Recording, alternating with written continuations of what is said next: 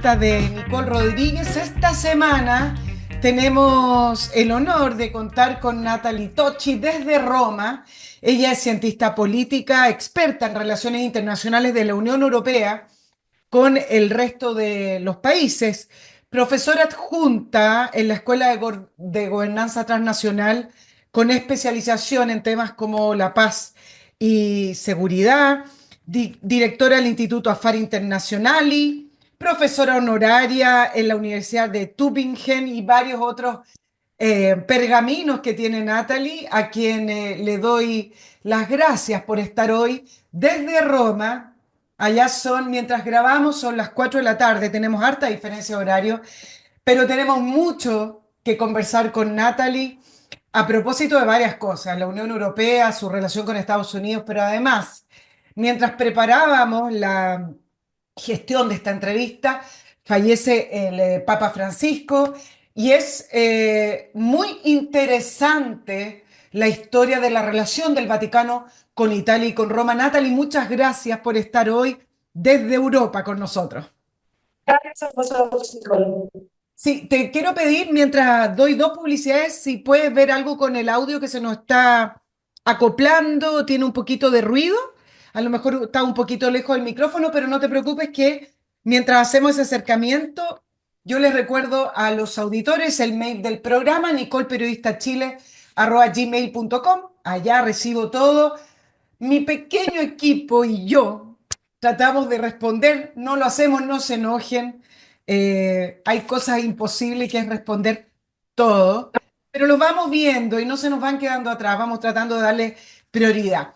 También les recuerdo su apoyo en Patreon, la única manera que tenemos de existir y seguir adelante. Y por favor, motiven a más gente a que se hagan parte de este proyecto, que ya no es proyecto, que es algo real, para que podamos seguir haciendo este tipo de entrevistas y colaborar con la discusión nacional, tener otros actores en entrevistas distintos a los medios tradicionales. Les recuerdo también algo muy importante, no solo para las mujeres, también para los hombres, método EVE, este, este método que transforma tu figura con la más alta tecnología, con máquinas traídas de Corea que son expertos en la estética, bueno, en Italia también, pero estas son máquinas de Corea y lo que hace Método EVE es agarrar esas zonas que simplemente no nos hacen caso. Celulitis, piel flácida, estrías, lo que usted necesite. No solamente hay que bajar de peso, hay veces que hay que tratar de modificar esas zonas que quedaron feas que se van hacia otro lado. Todo lo que uno le pide, hacen lo contrario esas zonas del cuerpo. Hombres y mujeres me contaban en Método EVE. Ya tienen sucursal en Vitacura, en Concón. Se atrasó en la inauguración de la sucursal en Los Ángeles, producto, ustedes saben, de la burocracia, me dicen, pero tienen todo listo. Prontamente habrá una sucursal de Método EVE en Los Ángeles. Contacto arroba métodoeve.cl. Y antes de ir a la entrevista con Natalie, Master Cook Casinos, esta extraordinaria concesión de casinos de alimentación para empresas que le soluciona el problema de cómo alimentar, cómo tener un servicio adecuado de almuerzo, desayuno, lo que necesite para sus empleados en la empresa. Y Mastercook se ha preocupado de dos cosas importantes, de atenderlo bien, entrar a un casino y que sea agradable, y además de que la comida, lo más importante, sea comida casera, sea comida con gusto a casa. Almuerce bien en la oficina, no anda apurado comprando a la persona que viene en el furgón y toca la bocina o esos cheques que todos salen. Tenga un casino como la gente, apropiado al tamaño de su empresa, ventas@mastercook.cl. Natalie, nos vamos de inmediato a la entrevista. Quiero comenzar hablando del fallecimiento del Papa Francisco, que nos pilló entre medio de esta solicitud de entrevista. Y quienes hemos estado en Italia, a veces nos damos cuenta de que no es tan fluida a veces la relación del Vaticano como institución con Italia, con los poderes italianos, los poderes institucionales. En qué momento se encuentra esa relación del Vaticano con Italia? Perdimos el audio ahí, Natalie, no se escucha. Yo creo que tiene que ver con los audífonos. No, vamos a ver si lo podemos solucionar. Tampoco. Ahora Ahí sí, tampoco. perfecto, ahí se escucha bien. Ok. Bueno, bueno. Pues siempre fue una relación, claro, muy cercana, en el sentido que el Vaticano, como se sabe, está situado en Roma. Pero es verdad que el Vaticano de Papa Francisco fue un Vaticano, pues Papa Francisco él mismo fue un Papa muy progresista, un Papa que en muchísimos sentidos pues representaba como más el sur del mundo. Mm. Fue el primer Papa desde los años 700 que no era europeo. Hay que ir eso a la mitad del 700 por buscar a Papa Gregorio el tercero que venía de Siria. Todos los otros siempre fueron europeos, a lo mejor no italianos, aunque muchísimos fueron italianos, pero bueno, europeos.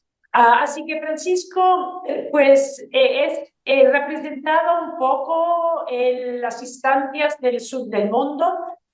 Como se sabe, era argentino, así que todas sus posiciones, por ejemplo, sobre temas como el clima o como la migración, claro que en este momento que en Italia hay un gobierno de derecha, eran posiciones que, claro, pues no eran muy en sintonía con la política exterior de la Italia, y no solamente de la Italia, de la Europa en general y del Occidente. Vamos, ¿no?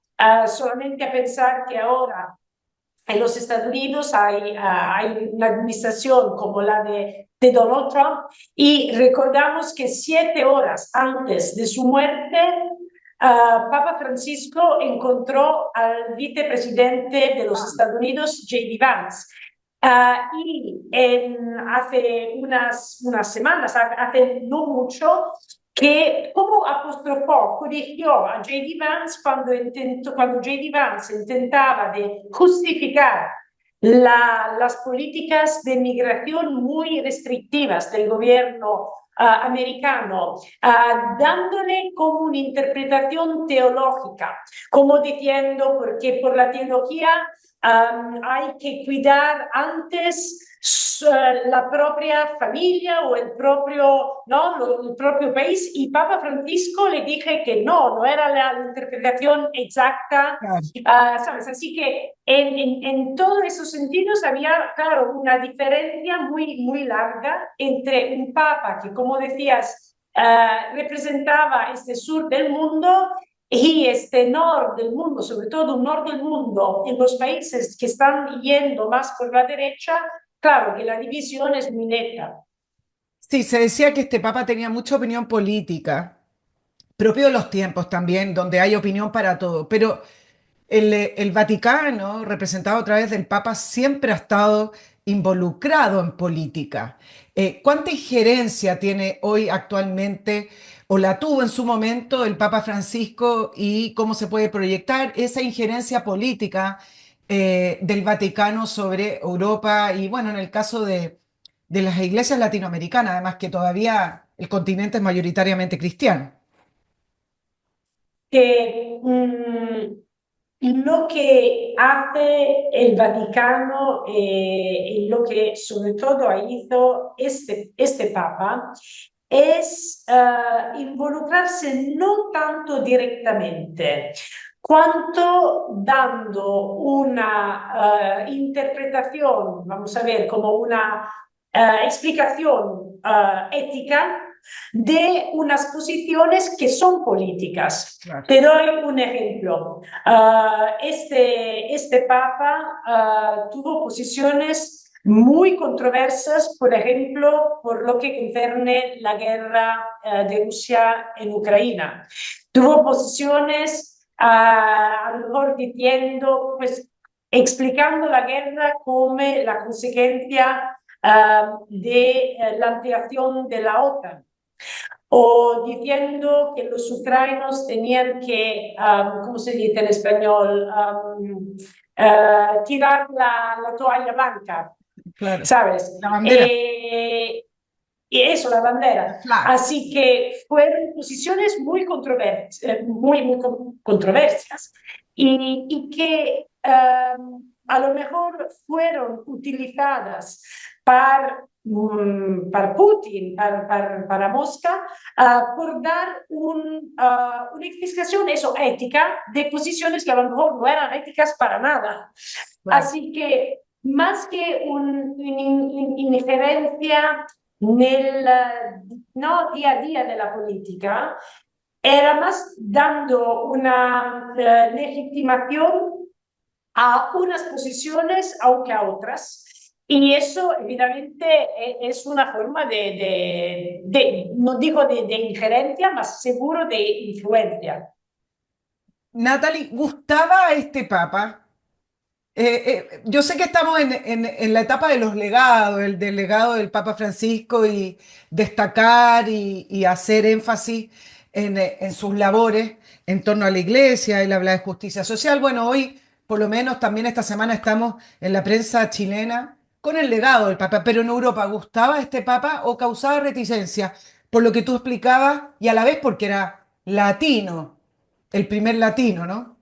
Bueno, yo creo que las dos cosas. Ahora, seguro que gustaba mucho porque era un papa que en la forma era muy cercano de la gente. Era un papa que en italiano decimos que te miraba, ¿no? Los mirabas en los ojos, Claro. no te miraba de hasta arriba, ¿sabes? Así que era un papa, en este sentido podemos decir, la forma positiva del término, populista, ¿no? Del pueblo. Así que a la gente tenía una forma, su humildad, su simplicidad, ¿no? Era un papa muy sencillo.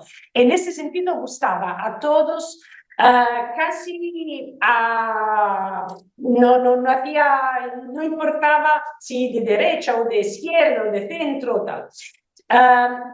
En el contenido, en la sustancia, eso, es claro que un papa que te hablaba de ecología, que te hablaba de pobreza, que te hablaba de migración, que la idea de subir muros a los migrantes era antirreligioso, era antiético. Claro, este papa en su contenido no gustaba a todo el mundo de derecha en Europa, en Italia, pues a lo mejor no son tanto en Italia, en América Latina también, Claro. ¿sabes? Así que en ese sentido era un papa, sí, muy, muy político, que a lo mejor gustaba a algunos y menos a otros. Dos cositas antes de irnos a Europa, Natalie. Hay debates que ya no se dan. Yo he tenido la oportunidad de estar en Italia y de preguntar acerca de la relación política estructural del Vaticano con Roma y a la vez con Italia. Y algunos periodistas me decían, bueno, esto ya no se habla mucho, pero sigue molestando que haya para un grupo, quizás minoritario, que exista un Estado como es el Vaticano dentro de otro Estado, con un poder autónomo, con seguridad autónoma. Ese debate ya no se da en Italia con respecto a la posición política institucional que tiene el Vaticano adentro de Italia y de Roma. No, la verdad es que no se da, en el sentido que en Europa la verdad es que hay varios desde estos estados, microestados, ¿no? Porque hay San Marino, hay Andorra, hay el Vaticano, así que el Vaticano no es el solo. En general, creo que por Roma, por l'Italia, la presencia del Vaticano es más vista como un plus que un menos, ¿sabes?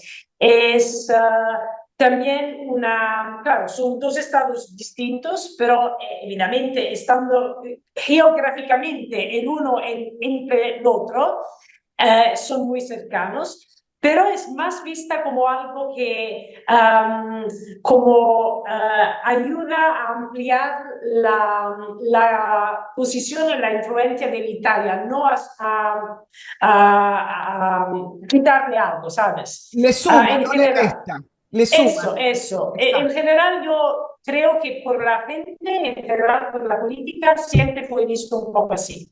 Claro, cuando tuvo momentos, pero no como ahora, que a lo mejor la gente sentía que había una influencia casi demasiado fuerte, ¿no? Imaginamos cuando tuvo el periodo de la Guerra Fría. Estaba evidente que en la Guerra Fría, en Italia, el Partido Comunista no podía ganar las elecciones, aunque la ganaba, no las ganaba. Claro. Claro, eso era porque, por influencia de los Estados Unidos, pero también por influencia del Vaticano. O si pensamos a el siglo pasado, las guerras mundiales, todo el periodo del fascismo y del nazismo, donde el Vaticano pues tuvo una posición un poco pues muy controversia, en el sentido de no contrastar de forma muy directa, muy fuerte, la subida del fascismo en Italia. Claro, después de esta temporada muy oscura de la historia de Europa y de Italia, la posición del Vaticano fue muy contestada, pero en este momento no creo que es así, es más como decía antes, una forma de ver, ¿sabes? De añadir en lo de quitar. Claro, ahora tú que estás allá, Natalie, se rumorea quiénes son los posibles candidatos. La prensa italiana sabe más que los corresponsales. Pero hay un dicho que dice: quien entra como papa al cónclave sale como cardenal. Todos los favoritos nunca son elegidos, pero es el momento. Leía un poquito la prensa italiana y al parecer hay, no sé si presión, pero se proyecta que es el momento para que haya un papa italiano. Yo no sé si tú sabes más o menos hacia dónde van los pronósticos de quién puede ser el sucesor del Papa Francisco. Es muy difícil de decirlo. Sabemos, el conclave va a empezar en unos días después que de las ceremonias del funeral y todo, así que no se va a saber aún por mucho tiempo. Lo que sabemos, pero, es eso, que de un lado, Papa Francisco intentó reformar de forma radical la Iglesia, pero no conseguí hasta el fondo de hacerlo. Así que el 80% de los cardinales que participan al conclave fueron nombrados por Francisco. Pero eso no quiere decir que tienen posiciones iguales a ellas de Francisco. Quiere decir que es un conclave mucho más representativo a nivel global. Hay un nombre sin precedentes de cardinales del Asia, del África, de la América Latina y del Norteamérica también, así que es mucho más representativo, pero representativo de forma geográfica, no necesariamente porque las posiciones que tienen son representativas de la de Francisco. Pues viniendo, hay por lo menos dos nombres de cardinales italianos. El nombre dos del Vaticano ahora, el cardenal Parolin y el cardenal Zuppi, que son dos nombres de lo que se dicen los papables y papabuli, ¿no? Que pueden devenir papas, pero como decías tú antes, los nombres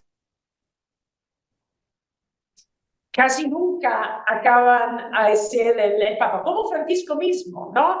Casi Qué nadie se sorpresa. imaginaba a Francisco después de Benedicto. Claro, ahora sí, Natalie, lo que concierne con respecto a la tendencia de la Unión Europea, que ya vamos a hablar, leía a algunos analistas, especialistas en el Vaticano, que decían, bueno, producto de que la Unión Europea está con una tendencia más conservadora, con gobiernos de derecha o con una agenda que lo podríamos colocar con idea más de derecha, se tiende a proyectar que el Vaticano no va a tener un papa tan progresista con estas ideas, sino más bien una mirada más conservadora. siguiendo la línea de lo que se espera hacia dónde va la Unión Europea. Yo no sé si tú compartes eso.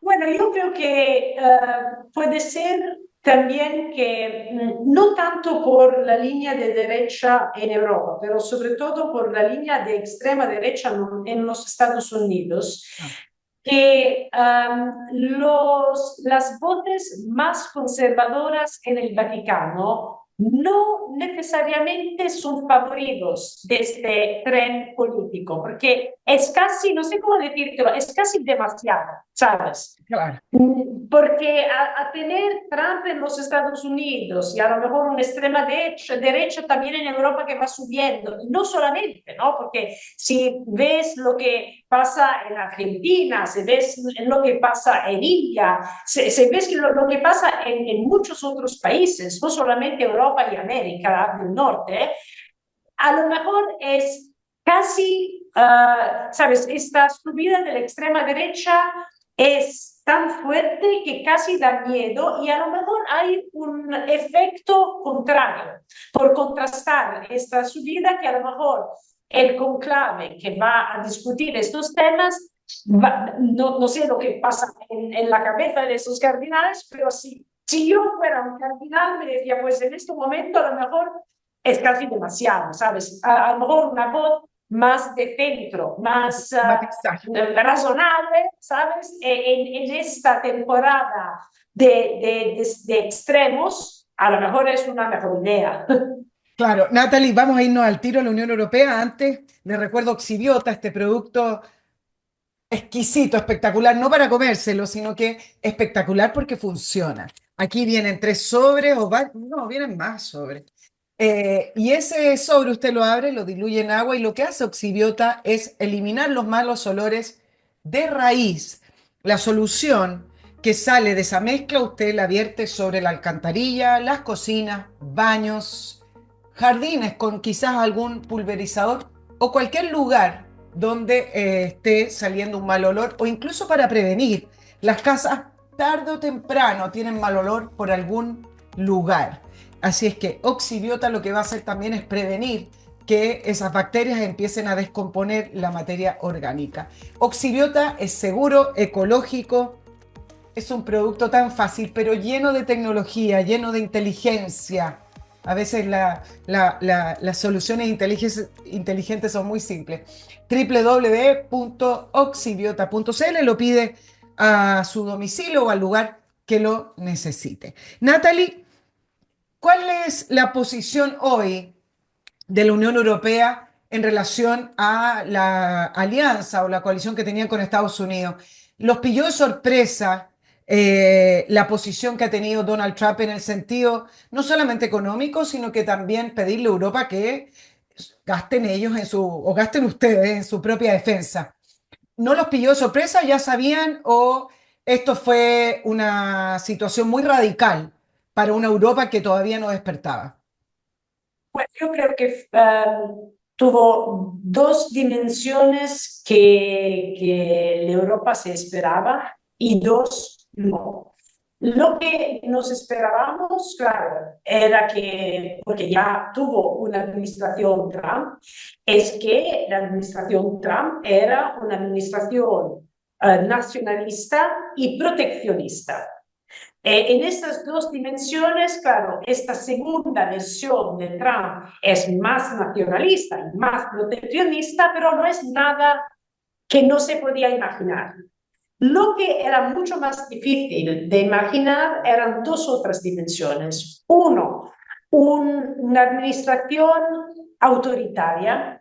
Esta es una administración de los Estados Unidos que está intentando de hacer un cambio de régimen en los Estados Unidos y eso se conecta a lo que hablábamos antes, ¿no? De la subida de la extrema derecha, de ideas autoritarias, que claro, hay también, ¿no?, el miedo que tienen una influencia en Europa. Si tú te acuerdas, cuando en febrero el vicepresidente de los Estados Unidos, J.D. Vance, vino a Mónaco, a München, a la conferencia de seguridad y vino a unos días de las elecciones en Alemania y vino prácticamente para hacer campaña electoral por el partido AfD de extrema derecha neonazista. Así que esta dimensión del autoritarismo es algo que a lo mejor uno no se esperaba tan fuerte. Y última dimensión que uno no se esperaba tan fuerte era, o uno que no se esperaba de nada, era también esta dimensión expansionista, imperial de los Estados Unidos. Cuando los Estados Unidos hablan de querer comprar a la Groenlandia, que pertenece a la Dinamarca, así que pertenece a un país europeo.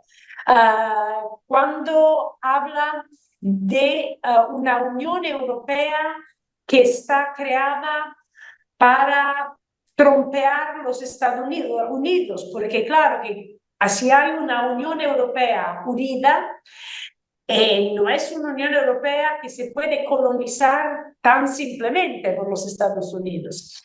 Cuando hay un Trump que ve lo que la Rusia hace en Ucrania y no tiene grandes problemas con eso, porque tiene una visión del mundo imperial, donde los Estados Unidos se consideren el primer de los imperios, pero reconocen que a lo mejor otros, como la Rusia o como la China, tienen derecho a su imperio.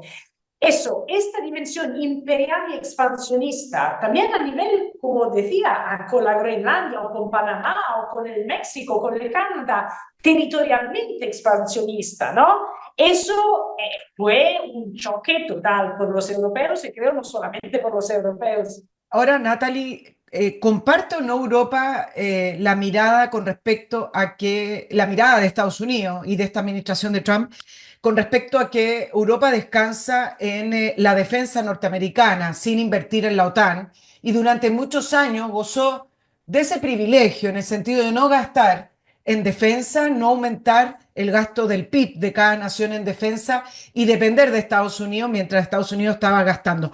¿Comparten o no comparten esa mirada?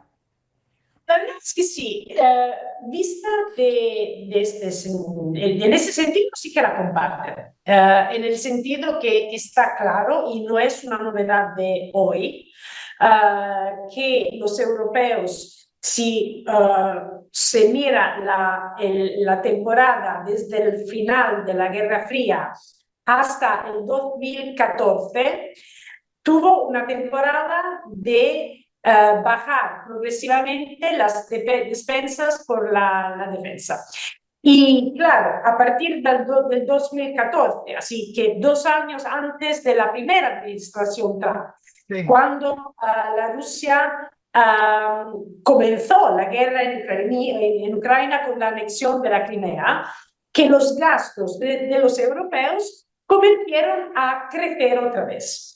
Y este debate sobre el hecho que los europeos no podían depender de los Estados Unidos, porque los Estados Unidos ya cuando había Barack Obama como presidente, que intentaron, no consiguieron, pero intentaron los Estados Unidos hacer lo que se llamaba el pivot al Asia, porque decían que, bueno, la China era la prioridad de la política exterior en defensa de los Estados Unidos, así que los europeos tenían que devenir más responsables por su propia defensa. Esto fue algo que en el debate europeo hace más que 10 años que no solamente se habla de eso, pero se ha comenzado a hacer cosas.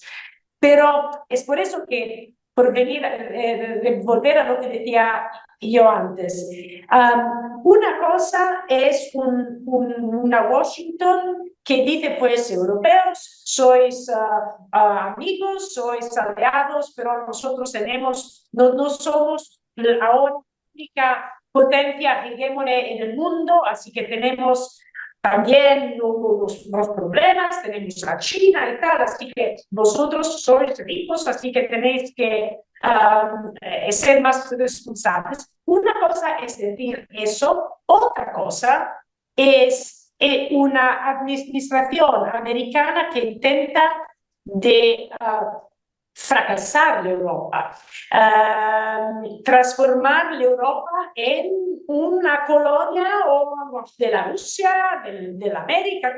Eso fue es lo que es totalmente distinto y fue un choque total por los europeos. Claro, ahora tú me dices, esto se venía conversando antes, pero en lo concreto el aumento en gastos de defensa no se habían materializado como hoy lo están pidiendo desde la Unión Europea. ¿Puede Europa defenderse sola, Natalie, o están muy atrás, quedaron muy obsoletos todavía y les falta muchos años para ponerse al día? Yo creo que sí, la Europa se puede defender sola y claro, hay que gastar, hay que invertir, pero no nos olvidamos que estamos hablando de 30 de los países más ricos del mundo.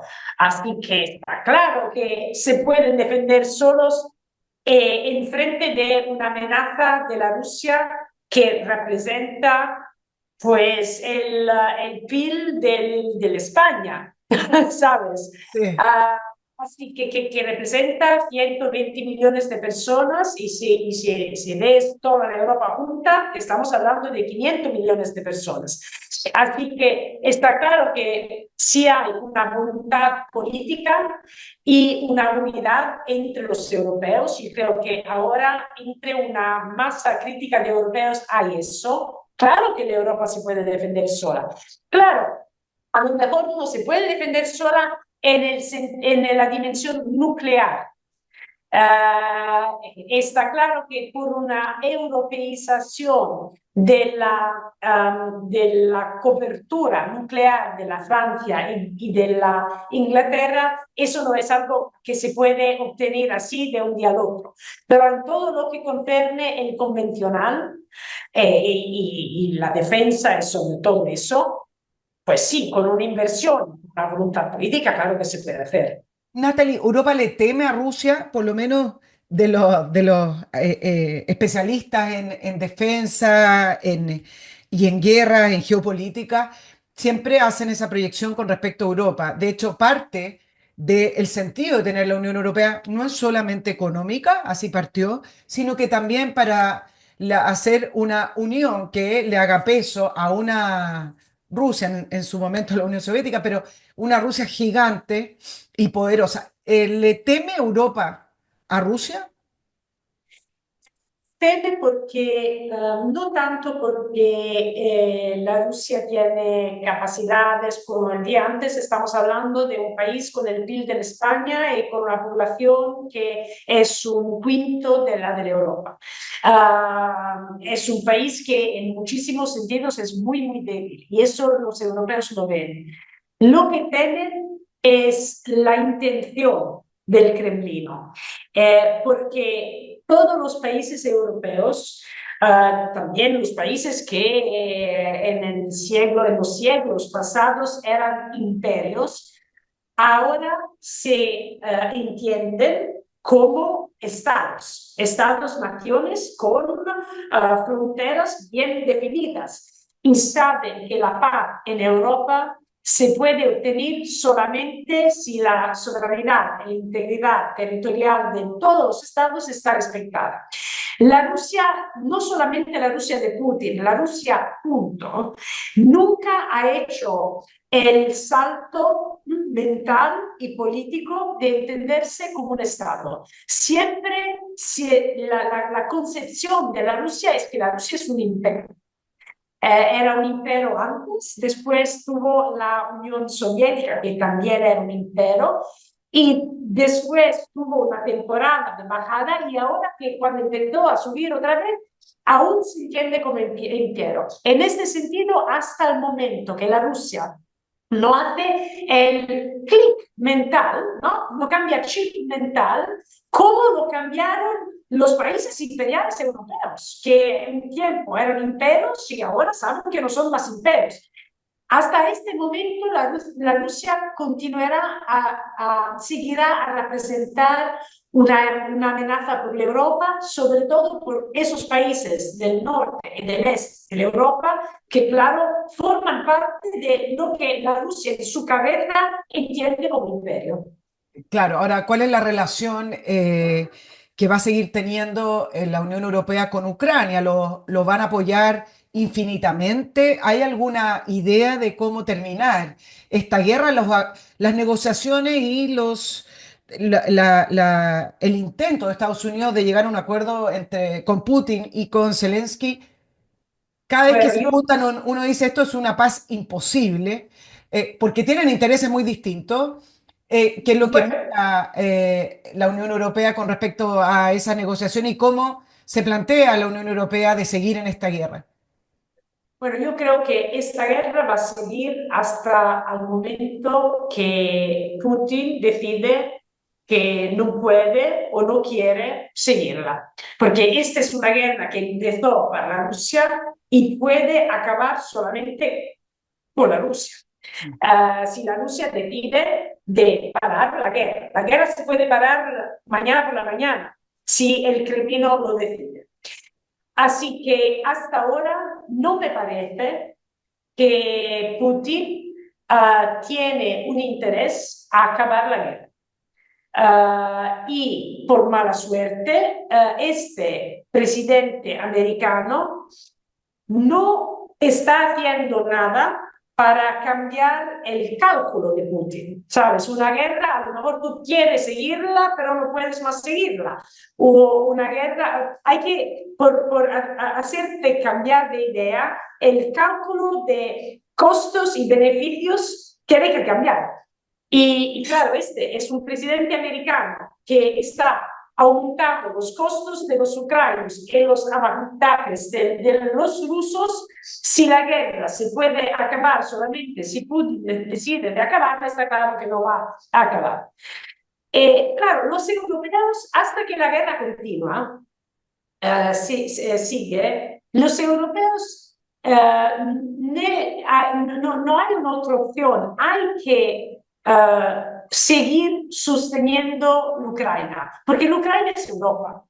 No estamos hablando de un país que no llega un momento que tú te dices, me estoy demasiado cansando y paro a sostenerlo, porque todos los europeos, claramente los que están más cerca lo sienten más, pero también los otros saben que esta guerra, si Putin no decide y no entiende que hay que parar, va a seguir. Y si no es en Ucrania, es en Moldavia. Y si no es en Moldavia, es en los países bálticos. Así que sí, creo que el sostenido económico y militar de los europeos a Ucrania va a seguir hasta cuando Putin no se cansa, pero eso no sabemos cuándo. ¿Van a incorporar a Ucrania a la Unión Europea, Natalie? ¿O eso lo van a profundizar o lo van a acelerar si es que termina la guerra o lo van a hacer a propósito de la guerra? Bueno, las dos cosas son veras, en el sentido que está claro que el proceso de ampliación de la Unión Europea a la Ucrania era imposible hasta el 2022. Está claro que fue la invasión rusa de Ucrania que transformó esta imposibilidad en una perspectiva política concreta. Dicho eso, creo que está evidente que hasta cuando la guerra sigue, es difícil pensar que la Ucrania va a entrar en la Unión Europea. Ah, Así que a lo mejor estamos hablando de una perspectiva de la adhesión de Ucrania, a lo mejor en 8 años, en 10 años. No creo que es algo que va a, a materializarse en 1 o 2 o 3 años, también porque son procesos muy largos, muy complejos.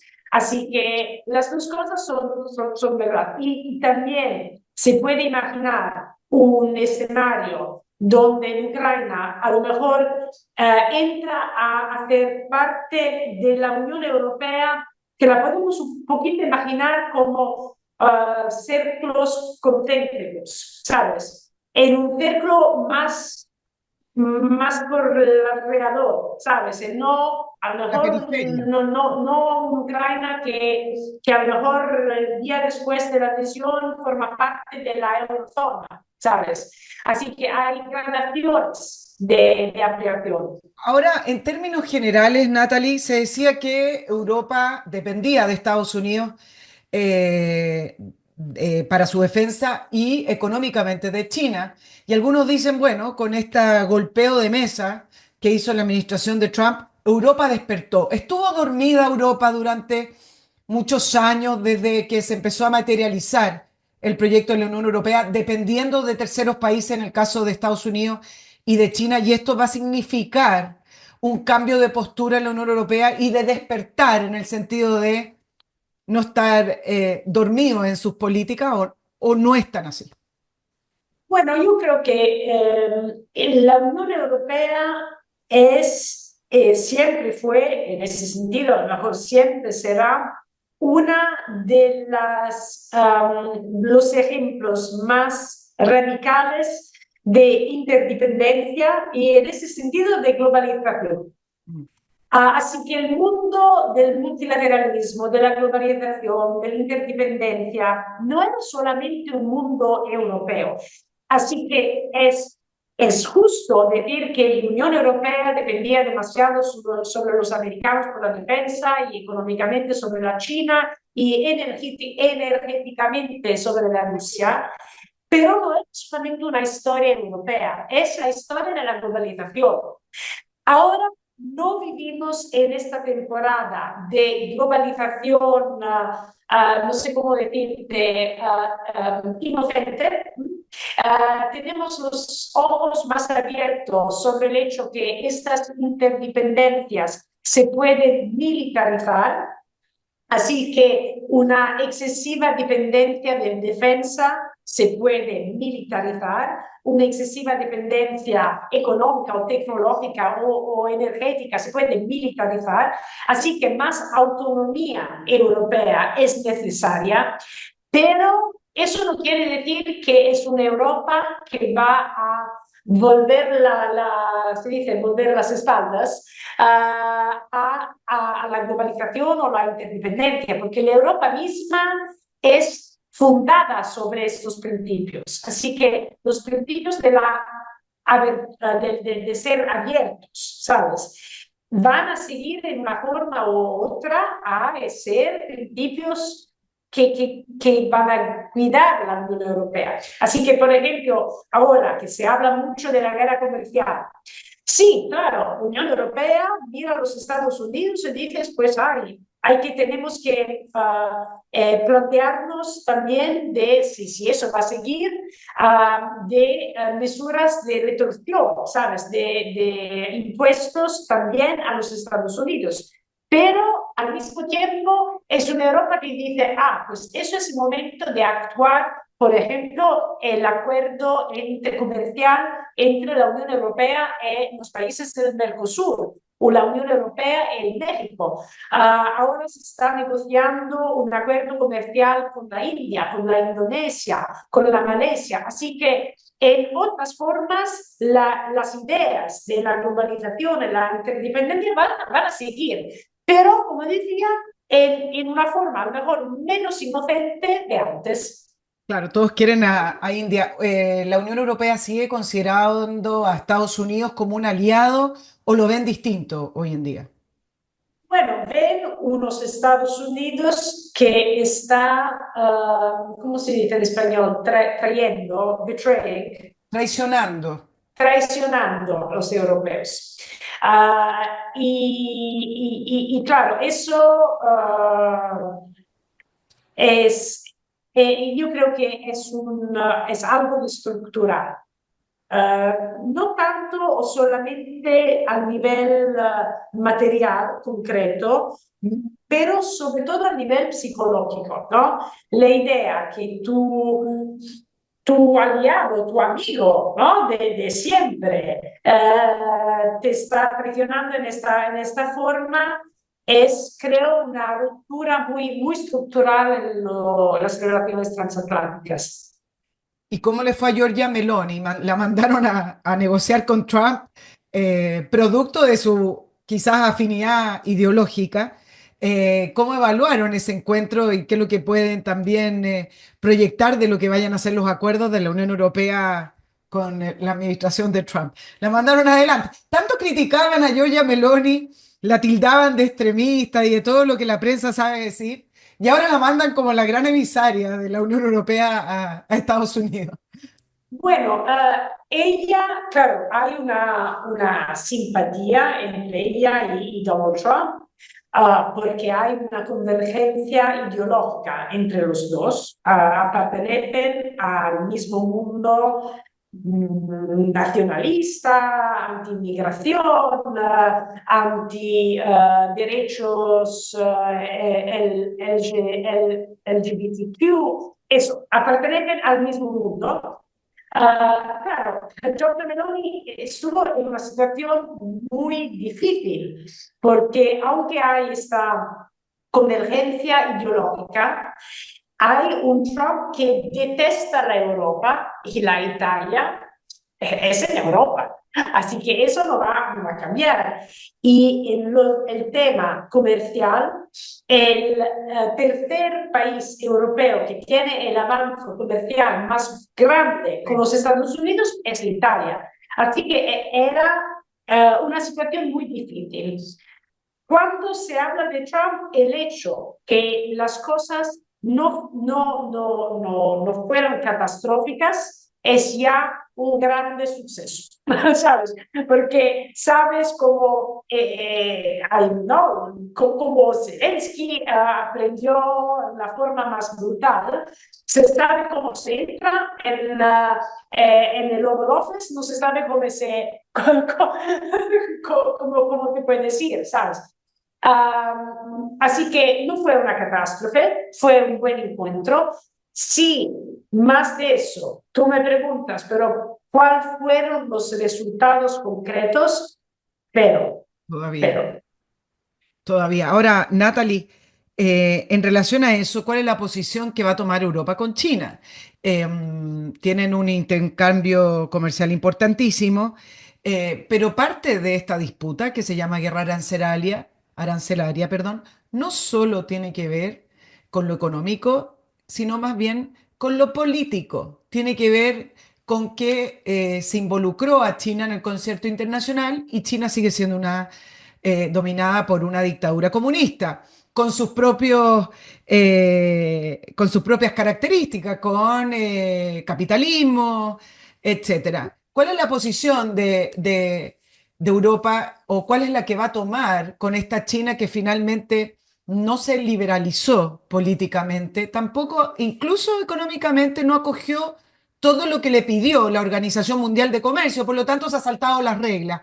¿Hace vista gorda Europa o más bien ahora que se está desatando esta competencia geopolítica, ahora Europa no va a poder hacer vista gorda de eso?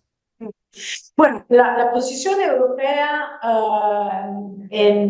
con la China, en frente de la China, ya desde, yo diría, desde el 2017, 2018, empezó a ser más realista, ¿no? Menos idealista, menos ingenua, ¿no? Así que empezó a ver la China por lo que era.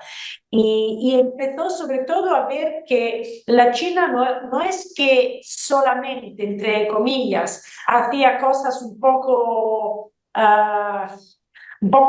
así, complicadas en el este, pero también en el oeste, todo lo que era la vía de la seda, el Belt and Road Initiative, no eran simplemente proyectos económicos, pero eran proyectos económicos que tenían también una mirada estratégica. Así que los europeos hace años que empezaron a ver esto. Sobre todo en la temporada de la administración Biden, donde el mundo se caracterizó, ¿no? Con esta división entre las democracias y las autocracias. la distancia entre la Europa y la China pues aumentó. Ahora con Trump no está claro la dirección que va a tomar esto, porque en un sentido a nivel económico hay el riesgo que con la guerra comercial entre Estados Unidos y China, la China que no podrá exportar más a los Estados Unidos va a hacer dumping sobre la Europa de productos chinos que Claro. no llegarán a los Estados Unidos. Así que hay un impulso de más. Al mismo tiempo, hay también la conciencia que en esta fase no se puede hacer guerras comerciales con todos, ¿sabes? Así que si los Estados Unidos quieren una guerra comercial con Europa, y Europa tiene que mirar a este problema y no puede al mismo tiempo hacer una guerra comercial con la China. Así que hay fuerzas que van en direcciones opuestas en esta dinámica trilateral entre Estados Unidos, China y Europa. Algunos plantean, Natalie, que el modelo chino es el que finalmente va a ganar con un Estado capitalista nacionalista, lo definen algunos expertos en geopolítica, otros lo definen de otra manera, que es finalmente el que hoy impera en el orden económico internacional y que va a ser la única manera de ganar la China es adquiriendo este modelo. ¿Qué opinas tú de esa disputa en el cual algunos dicen, bueno, el modelo chino es el que va a ganar? Yo no creo que, en la misma forma que no creo que la democracia liberal es exportable en la misma forma en todos los sitios, no creo que el modelo chino es exportable. Y creo que la China también no tiene necesariamente un interés a exportar su modelo. La China tiene interés a que los países, los terceros países, tienen una buena relación con la China y le dejan hacer lo que quiere, pero no le importa mucho del sistema político de un país, si es una democracia, es una dictadura, no importa. Lo importante es que tiene una buena relación con la China.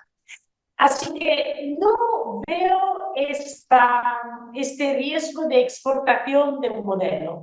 Sí, lo que hay como riesgo es, y en ese sentido la China lo encarna, es la idea que teníamos antes, que por crecer económicamente, por un desarrollo económico, era necesaria una apertura política, la Claro. liberalización política. Esta idea, que era una idea liberal, pues la China, por mala suerte, digo yo, demuestra Que que no es no, así, claro. que no es así. Así que en este sentido, tú puedes ser un líder autoritario y populista y decir a tu gente, pues yo te prometo de crecer económicamente, no te voy a dar libertades individuales, pero la China demuestra que se puede ser más ricos aún sin libertades individuales, aún sin democracia. Claro, pero ¿no te parece que es un poco lo mismo que se le critica a la globalización y al multilateralismo en el sentido de que se incorporaron todos a los foros internacionales, a los organismos internacionales, incluso las dictaduras que han sido condenadas por violaciones a los derechos humanos y por crímenes de lesa humanidad, pero la idea de fondo era los incorporamos y a la vez esa incorporación va a permitir el Claro. traspaso a una democracia y a mayores libertades, pero parte del fracaso de la globalización y el multilateralismo tiene que ver con esa idea que no resultó y los países que entraron como dictadura siguen como dictadura y más aún con una hipocresía gigante como países como Irán que está en el Consejo de Derechos Humanos. Entonces, Claro. ¿no te parece que eso mismo es la constatación de que hay una parte importante de la globalización que fracasó y que quizás también es Sí. parte de este nuevo orden que está peleando hoy por nacer, no sé cuál, en el cual Ya. está disputando Estados Unidos. Ya, tienes absolutamente la razón. Creo que fue un fracaso de arrogancia, de Hitler, ¿no? De pensar que estábamos, que la historia se acabó, que había solamente una destinación y esta destinación era el libre mercado y la democracia y que las dos cosas iban, ¿no? Eran indisolubles.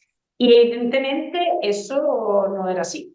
Así que en este sentido fue un fracaso. Dicho eso, creo que no tenemos que concluir de este fracaso dos cosas. Uno, que eso quiere decir que la globalización fue toda, Oh. todo malo, todo un fracaso. No, que está claro que el proteccionismo no es la respuesta. Y al mismo tiempo, no creo que es justo decir lo que decíamos antes. Bueno, a lo mejor no todo el mundo va a devenir una democracia, como pensábamos antes, pero no tenemos que pensar tampoco que todo el mundo ahora va a devenir una autocracia, que probablemente es un mundo donde el abierto y el cerrado, la democracia y la autocracia va a convivir y tenemos que aprender a navegar un poco estas contradicciones. Natalie, para ir cerrando, la Unión Europea, que hoy se ve con muchas tensiones y con este cambio de postura de Estados Unidos, ¿crees que está pasando por un momento de amenaza del proyecto original de la Unión Europea que pueda derivar en un cambio en la Unión Europea, en la postura de sus países, quizás mayor autonomía en los países que la integran? Sí, yo creo que es una transformación muy profunda. El proyecto europeo fue un proyecto de paz, pero de paz interna entre los países europeos y todo eso pasaba en un mundo, claro, había la Guerra Fría, pero donde había una protección americana y después que se cayó muro pues en todo el mundo, en un contexto general vamos a decir, de paz. Naturalmente había muchas guerras, pero en Europa, pues sí, había las guerras de los Balcanes, pero en general había un contexto de paz. Ahora tenemos una situación donde hay un proyecto europeo que tiene que cambiar su DNI. Y tiene que cambiarlo porque es el contexto donde está, no es un contexto de paz, es un contexto de guerra. Así que materias como la defensa, que tradicionalmente no hacen parte del DNI europeo, ¿sabes? Porque el contexto es distinto. Ahora hay que cambiar, sea en los temas de que se ocupa la Europa, como la defensa, sea también en los métodos, porque muchos de los métodos europeos son métodos muy burocráticos, muy largos, pues largos en el sentido también que en tiempo de paz hay tiempo para hacer las cosas, ¿no? No hay prisa. A lo mejor es mejor hacerlo despacio y hacerlo bien que hacerlo más así, ¿no? De repente y pues eso te lo puedes permitir en tiempos de paz. En tiempos de guerra hay que hacer las cosas más rápidas, ocuparte a lo mejor de temas que antes no te ocupabas, porque el contexto es radicalmente distinto. Claro, Natalie, pero además la agenda, las ideas políticas que en algún minuto parecían tan extremas de Giorgia Meloni, hoy parecen que calzan más con el sentir del ciudadano europeo, con respecto a la inmigración, con respecto a la defensa, hacia allá va hacia una agenda más, quizás de derecha, yo no sé si hoy se puede decir eso, va hacia allá o Mm, no. Bueno, sí y no. Sí, en el sentido que sobre temas como la migración está claro que toda la Europa se desplazó más por la derecha y no solamente la Europa. no nel sentido que la derecha, la extrema derecha, por definición es nacionalista. Y los nacionalistas son contrarios a la integración europea. Y en este mundo donde hay Estados Unidos, hay Rusia, hay China, en este mundo, vamos a decir, multipolar, la Europa tiene que ser única. Así que los nacionalistas no pueden empujar a esta visión. Así que la visión de Giorgia Meloni, que es una visión euroscéptica, no es una visión de la Europa que puede competir y sobrevivir en Sobrevivir este mundo sola. sola, eso, Los exactamente. euroscépticos necesitan de la Unión Europea para seguir viviendo, una cosa así. Por último, Exactamente. acá se lee mucho de que en Europa, sobre todo en los países más cercanos a Rusia, se están vendiendo kits de supervivencia, manuales para estar en un búnker, sobre todo, por ejemplo, en Suecia, Finlandia, etcétera.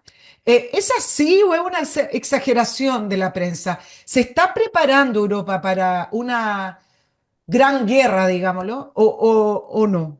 Sí, sobre todo los países del norte y del este se están preparando.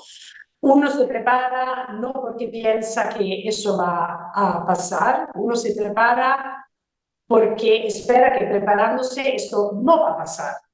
Así que es prevención.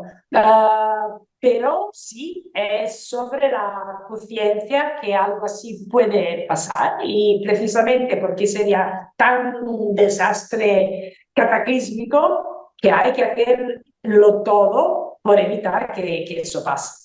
Claro, como decía, creo que fue el Imperio Romano. Si quieres paz, prepárate para la guerra. La Exactamente, Unión Europea ahora exactamente. poniéndose al día. Natalie Tocci, cientista política, experta en la Unión Europea y sus relaciones internacionales desde Roma. Muchas gracias por esta entrevista ya. Buenas tardes.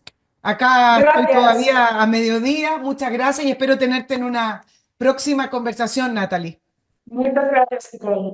Bueno, que estés muy bien. Nos vemos la próxima semana. Nicole Periodista Chile @gmail.com y muchas gracias por apoyarnos en Patreon. Chao, chao.